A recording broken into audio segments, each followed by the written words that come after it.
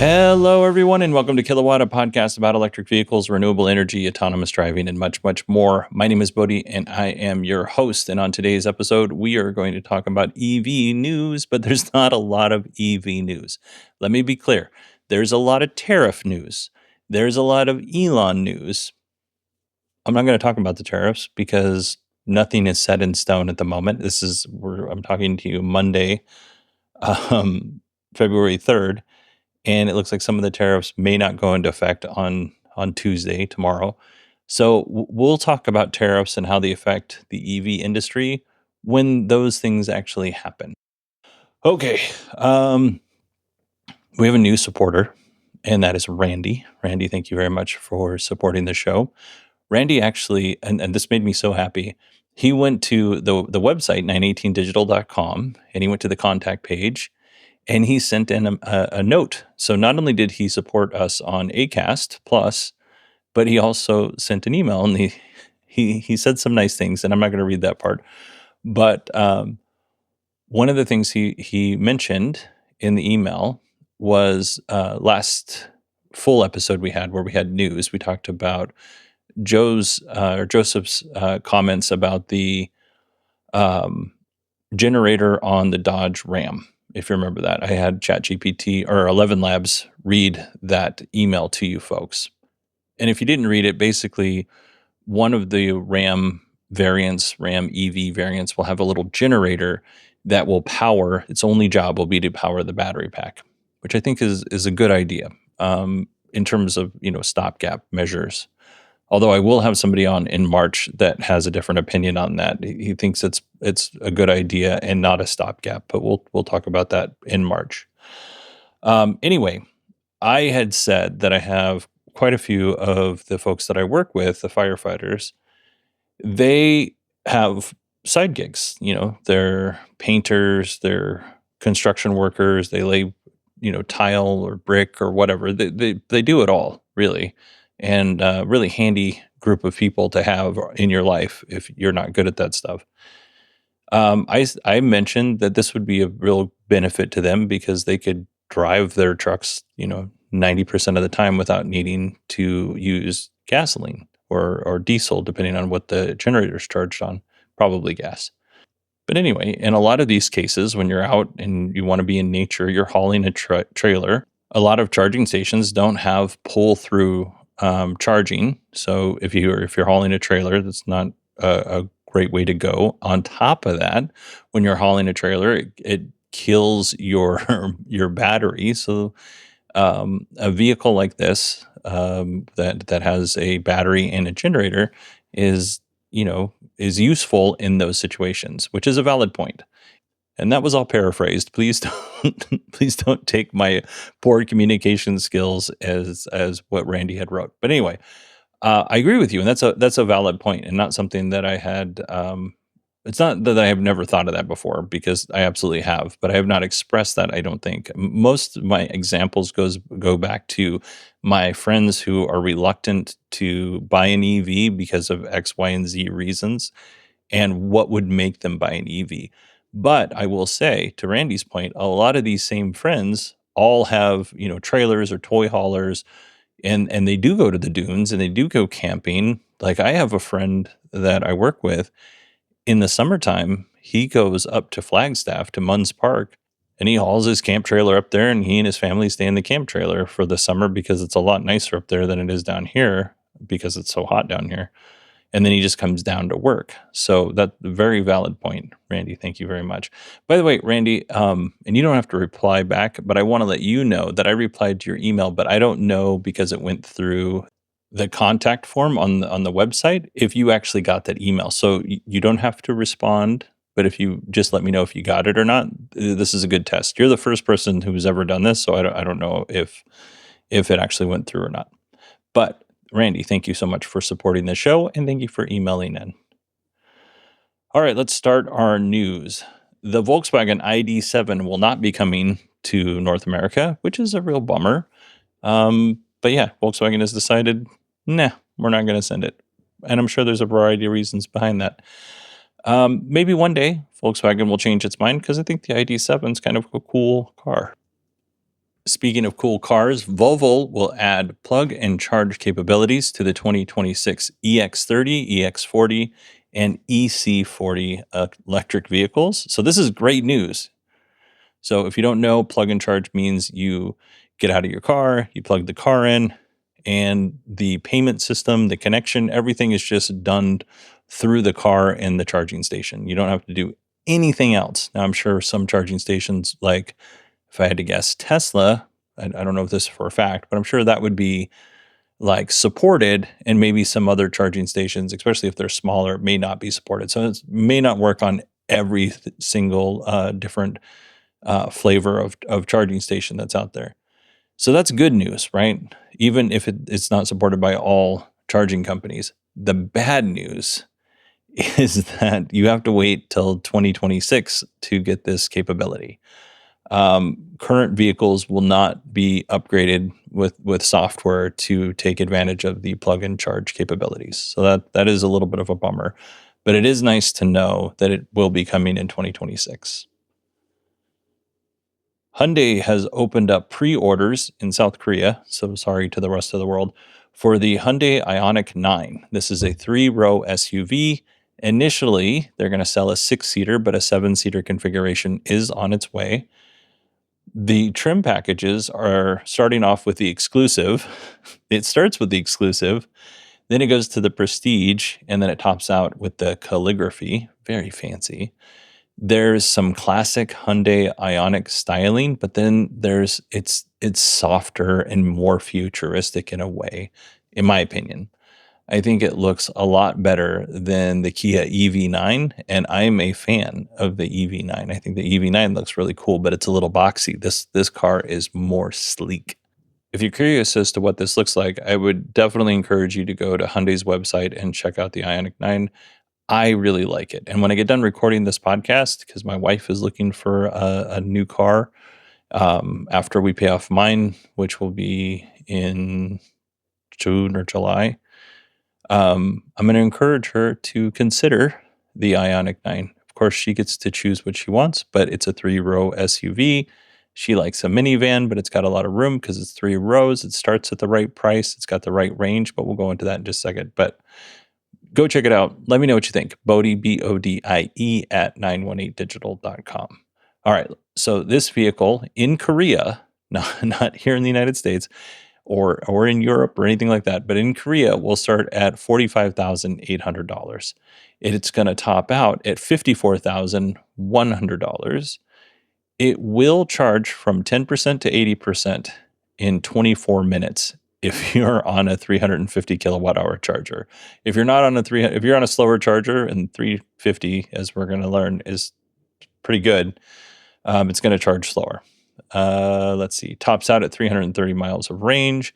And for us in North America, the Ioniq 9 will be built at Hyundai's plant in Georgia, and we're looking spring of 2025 for the pre-orders to start. And I would imagine deliveries won't be too far after that. And the good news is for North America, it's going to come with the NACS connector. So that's great news for sure. All right, everybody, that is it for our EV news. I know, 3 stories. Again, there's a lot of news out there around the EV world. A lot of it is kind of chaos and maybe not necessarily something we should worry about right this second. So let's jump to our Tesla news.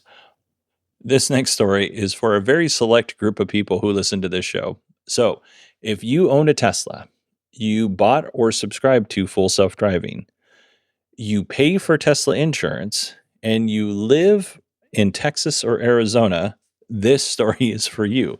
So for the 3 people who are still paying attention to this story, I have good news, or better than bad news. You can get up to, did you hear that? Up to a 10% discount on your Tesla insurance if you use Full Self-Driving more than 50% of the time that you're driving the vehicle. I'm not 100% sure what would disqualify you from getting that 10% or the full 10%, But yeah, I'm curious to the folks out there who have full self-driving, do you think you use it more than 50% of the time? Because even when I had the trial version and I was trying to use it as much as I possibly could, I still don't think I used it 50% of the time. So I think that might be harder to do than it seems, but I don't know. I don't have it full time. So it wasn't like built in as a habit for me, like it might be for other people who have it, who have access to it all the time. So again, email me, Bodie, BODIE at 918digital.com. If you use or even if you don't, use the feature more than 50% of the time or less than 50% of the time. Now, in terms of the discount, it seems like the discount should be higher if you're using it more than half of the time that you're driving, in my personal opinion. Like, just to give you an idea, it's been a year or so since I've had Tesla insurance. But back then, I think I paid a total of about $950, maybe $1,000 during the 6 months that I had Tesla insurance and was testing it out. If I got the full 10%, I'd only receive $95 to $100 discount. We're not talking about a lot of money. So I'm not sure that this will get people who have full self-driving but aren't using it more than 50% of the time to use it. It's not a very big incentive, is what I'm saying. But maybe, I mean, um, we'll see. I mean, you already have it, and if you meet all those other qualifiers, it's definitely worth a shot to save yourself a little bit of money. I will also say that this feels like Tesla is dipping their toe in the water, and this may get better. We might get a better incentive over time. I think a better way of doing this would be like, say you bought your car, you bought the $1,000 full self-driving package, and you use Tesla insurance. Over time, maybe you could get up to $4,000 back from the $8,000 or whatever. Or maybe if you subscribed to full self-driving at $99 a month, after a while, that number just keeps dropping down to a more reasonable number, like $25 or $30 a month, just as a way to say, hey, thank you for being all in the Tesla ecosystem. I don't know that Tesla's going to do any of that, but I think that would be a bigger incentive than, $95 every 6 months. I mean, thinking back to that time, I was actually driving quite a bit because I was excited and I had a new car and I had kids that needed to be different places. So I was really I was really excited to drive the vehicle. So I drove a lot, and my bill was probably higher than somebody who worked from home and, drove like, 150, 200 miles a week or something like that. I was definitely crushing that number. I was going down to Tucson whenever possible. So, that person is going to pay less insurance than me because Tesla bases your price off of your usage and your driving habits. So maybe that person only pays $400 for the Tesla insurance every 6 months. So that's only a $40 discount. So I just don't think the way of incentivizing customers. I don't think this is the best way to incentivize customers, is what I'm saying. All right, I'm going to move off this topic because I didn't even mean to. This was supposed to be a brief topic. So moving on to Tesla V4 superchargers, they are now capable of charging at 325 kilowatts in North America. At the moment, the only Tesla that can take advantage of 325 kilowatts is the Cybertruck. So, I mean, great if you own a Cybertruck, but not great if you don't. I mean, it's just kind of interesting if you don't, I guess. The Lucid Air Gravity recently got access to the Supercharger network, and it has the capability to charge at 400 kilowatts.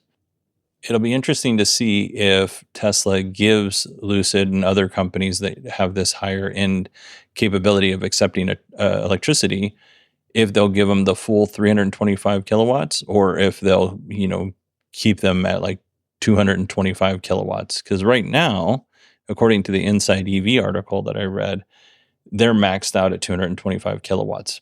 But it's still early on, so that may change, and it could be changed already. It is interesting to know that the Gravity is a vehicle built on a 926 volt architecture. So if you want that full 400 kilowatt charging experience, then you have to go find yourself a 1,000 volt DC fast charger.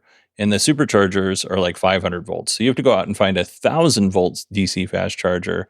And those are few and far between. But if you can find one, you can put 200 miles of range in your vehicle in about 12 minutes.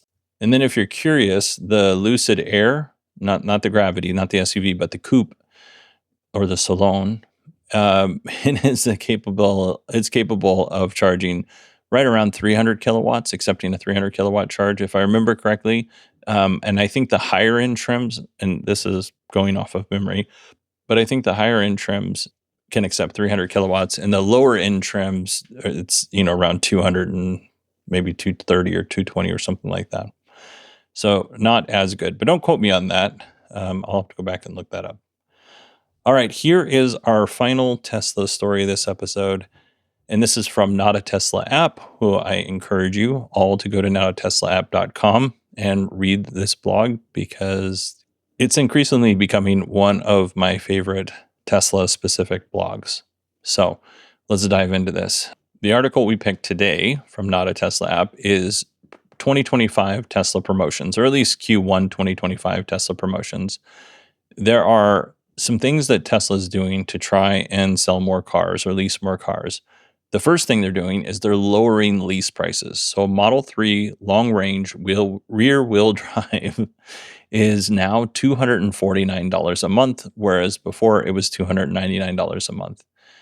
A Model 3 long range all wheel drive is $349 a month versus what it was before at $399 a month. And then the Cybertruck all-wheel drive, Tesla dropped that lease from $899 down to $749 a month. And obviously there's, taxes and fees and money that you got to put down.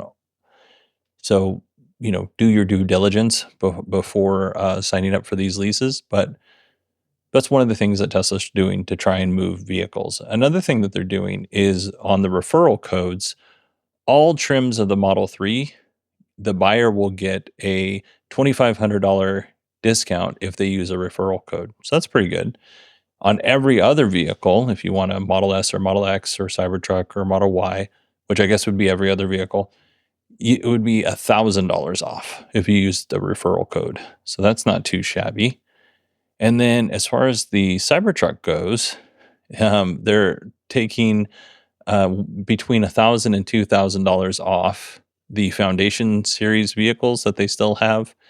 They're also offering a free XPEL vinyl wrap in Canada and the United States if you want to have your Cybertruck wrapped. And that's about a $6,000 value right there. And there's some I've seen some really nice red wrapped Cybertrucks, but one of the ones that I think looks the best is the white one. That's a really good one. And there was one I saw at Lowe's the other day that was like piano black. It was like the glossy black. It was good looking as well. As far as the wraps go, you have until March 31st to purchase or lease a Cybertruck to get that deal. And I'm sure most of these promotions will expire at the end of the quarter. And then just kind of as a side note, one interesting thing that Electrek pointed out was that during the earnings call that we just went over, Cybertruck wasn't mentioned at all, not one time. And now that I think about it, I don't remember it being mentioned, but I couldn't tell you if it wasn't mentioned at all. But Electrek says it wasn't mentioned at all. So I thought that was interesting, and I would pass that along.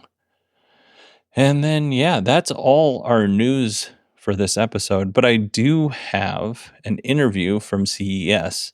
Now, I don't know which one I'm going to play right now because I'm recording this a little bit early and I haven't decided. But we're going to listen to the interview, and then I will catch you on the other side.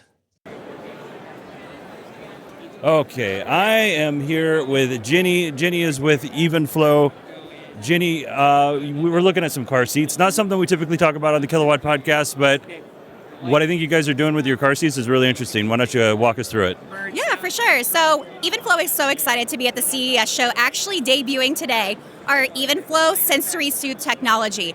There is nothing worse than being in a vehicle and driving down the road and your baby is screaming, they're fussy. It's very unsafe in the vehicle to be reaching back, to trying to give them a toy, to give them a bottle. Like, that causes distracted drivers. It's also very unsafe, and a lot of consumers don't realize that when you add aftermarket hang toys from the handle or anything to soothe your child that does not come with the car seat, it's very dangerous because in the event of a collision, it can become a projectile. So we were taking all these insights and consumers loving all the soothing items in their home, but why can't you integrate that into a car seat? So that's why we are debuting our Sensory Soothe technology to soothe your child while you are driving that keeps everyone safe. The soothing handle has lights and sounds that synchronize to different lullabies or white noise that is all voice activated from the vehicle. We have an app that you can customize the lights, the sounds, the color palettes, how it plays to the music and synchronization. That way, while you're driving down the road, all you have to say is, "Hey Alexa, play Jessica's lullaby." The lights will come on, the parent is not distracted, the child calms down, and everyone is happy. It also attaches to a stroller, so if you're on the go, you're in a restaurant with a child in the stroller, or you're on a stroll and the baby gets fussy, there's actually buttons along the side handle of the car seat that all you have to do is click one button. Or if you're putting the car seat into the vehicle at night and you can't see, there's actually a nightlight option where you click a button and it lights up the car seat so you can see your child while you're harnessing in the dark. We are so excited to launch this. We're going to have a model that's $259, and we're also going to have a rotational infant car seat with Soothe handle for $349. You'll be able to find these in mid-February in Walmart, Target, Amazon, and Babylist, and obviously Evenflow.com. And we are so excited to bring this groundbreaking technology, the first of its kind in the world, and I'm so excited that Evenflow is the one to do it.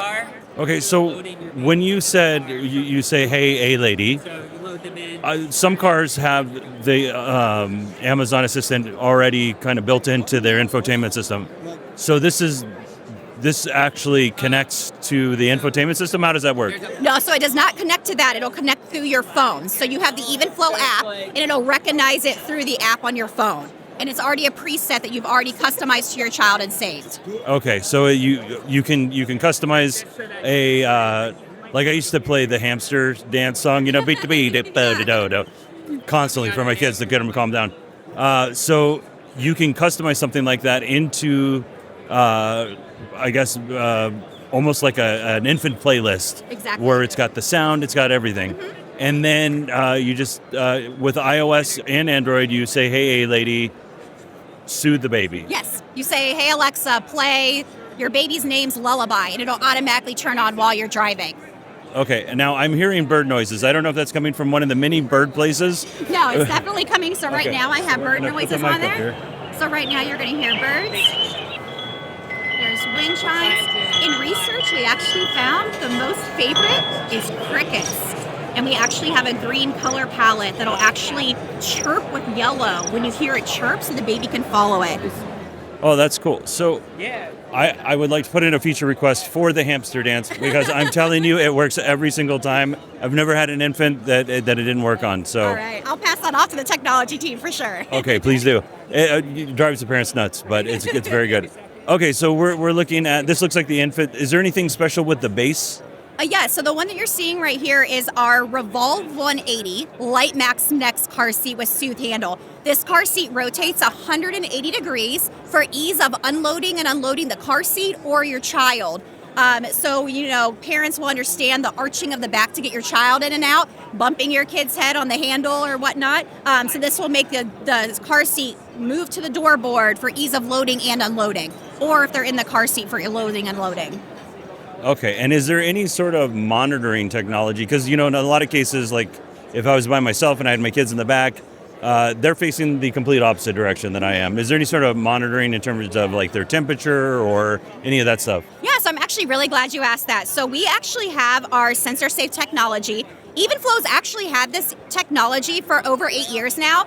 And it's a chest clip that has Bluetooth technology that'll actually link to your app, just like the Soothe handle. It'll be another feature within the app. So what this does is it alerts you if the vehicle is too hot or too cold for your infant.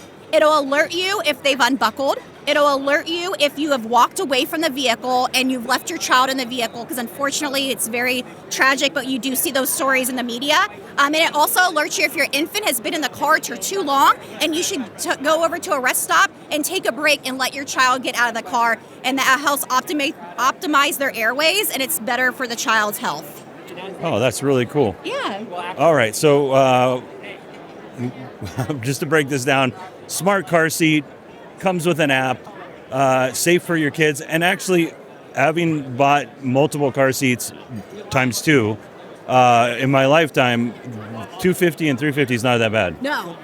Being able to offer this accessible technology is going to be game changing for all consumers. To offer it at that type of price point for consumers is going to be great. So, and that's what Evenflow is about. We want to offer accessible technology and innovation for all consumers, regardless of who you are. And we're really proud that we're able to do that with our car seats.